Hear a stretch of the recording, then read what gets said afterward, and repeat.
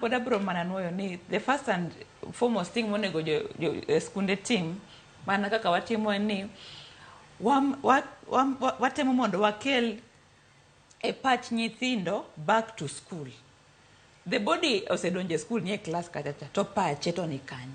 Koro nyaka watim hocho ni mondo waduok gi back to school.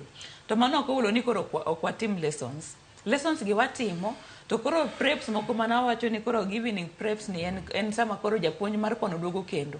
Koro preps no wang'iyo kaka labda wabedo gi discussions, giwuoyo kodwa holidays gina chalo nade, changamoto mane mana gipitia.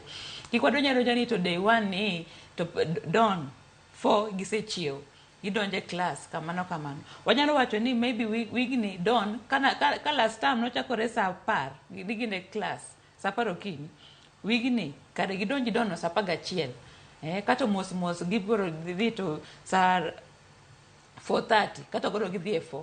Koro mondo by next week everything is back to normalcy. By next week no wang'iyo ni nyathi pache ni kaendi kantiere yore mora ma nagise chako donjore to waseduogo nyathini e laini. Koro wawuotho together, syllabus ni cover together. Ok japuonje ma cover syllabus to ndiko records of work ni tot.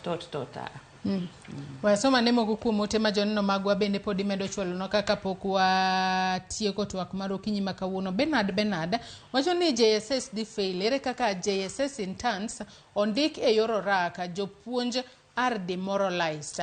Ote machielo kae mano mar Bernardo Wino wacho ni CBC to ber lakini implementation mare e marach kuma diera nyithindo hinyre gibedo half baked. Ong'isa kae ni penj na jolony go ni nyithindo kochopo grade 9